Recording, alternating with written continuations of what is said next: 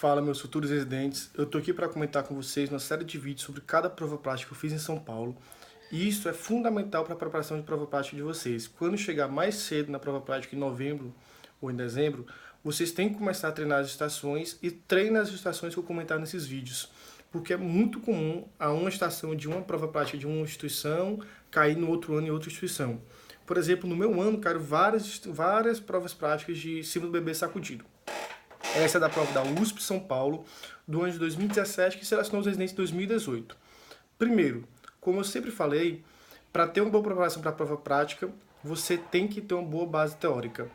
A prova da USP São Paulo ela é um mix de todas as provas práticas de São Paulo, porque ela tem todos os aspectos. Ela tem procedimento, ela tem ambulatorial, ela tem pura e simples resposta, prova teórica mesmo.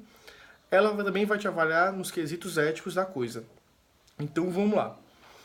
A primeira estação de cirurgia, ela foi uma estação puramente teórica, pessoal. O que aconteceu? Você chegava na sala, você recebia um caso clínico escrito de um caso tipo de pancreatite por colelitíase resolvida e ele perguntava para você qual seria o próximo passo no tratamento.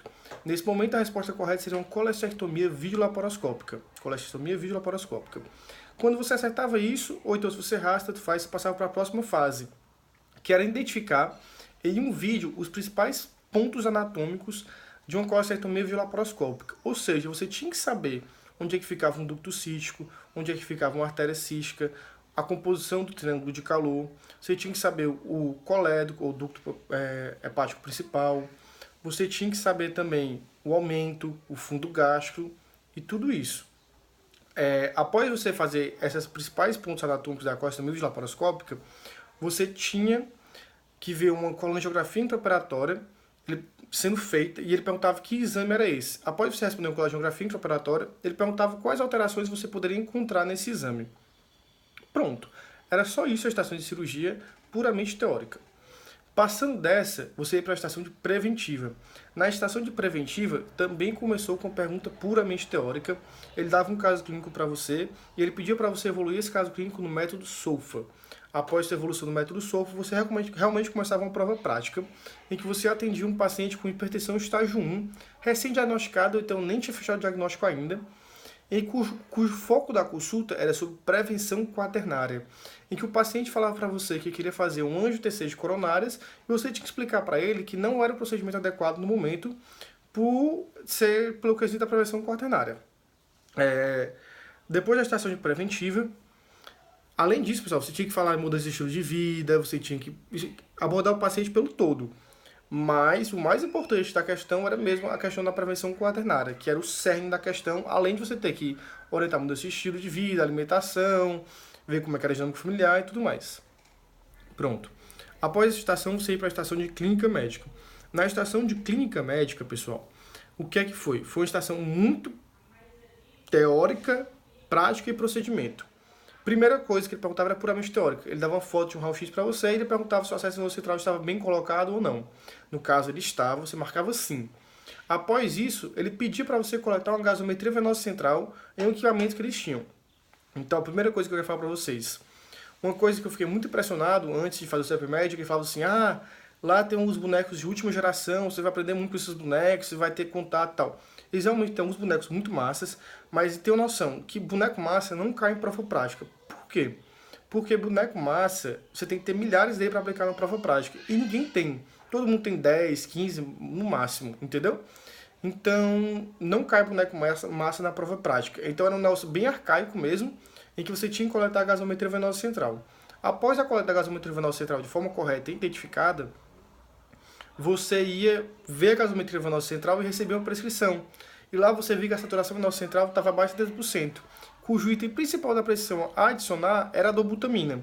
Tinha mais 2 itens para adicionar, você podia fazer modificações na dieta ou na antibioterapia também do paciente, porque era um caso de uma sepse que ficou entrando na UTI que não estava resolvendo. Depois da estação de clínica médica, você ia para a estação de pediatria. A estação de pediatria foi um caso de um TCE, cujo muita gente começou perguntando coisas sobre abuso, violência, para tentar encaixar alguma coisa de síndrome do bebê sacudido ou violência infantil.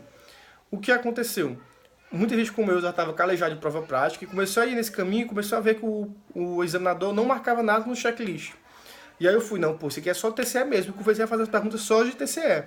Coisas, por exemplo, se ele desmaiou, se ele perdeu a consciência, se ele vomitou, ou se ele demorou para recuperar a consciência. E dentro dessas perguntas você achava alguma indicação de tomografia. E quando você fazia isso, você tinha que solicitar a tomografia, laudar a tomografia como normal e depois apenas dar as orientações para casa mesmo, tudo normal.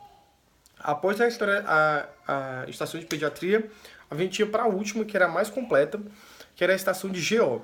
A estação de GO foi uma estação puramente ambulatorial, que ela cobrou todos os aspectos para você.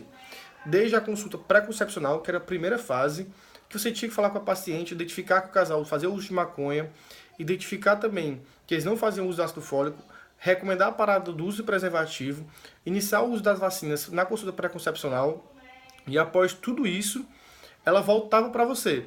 E quando ela voltava para você, agora ela voltava com a queixa de infertilidade.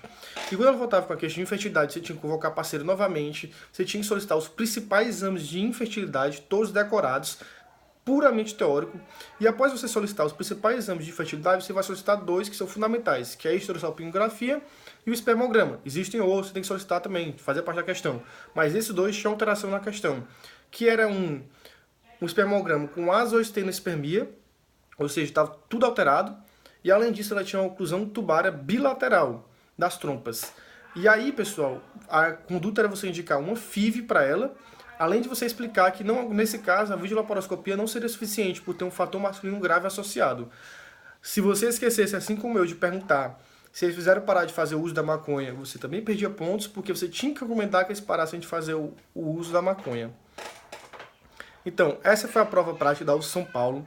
Vale a pena vocês treinarem todas as estações, os pontos-chave delas, ou seja, vamos treinar a estação de fertilidade, vamos treinar a estação de TCE, de trauma infantil, que é coisa importantíssima para vocês praticarem quando vocês estiverem na prova prática de residência médica. Um abraço, pessoal. Esse vídeo é sensacional para a sua preparação. Abraço.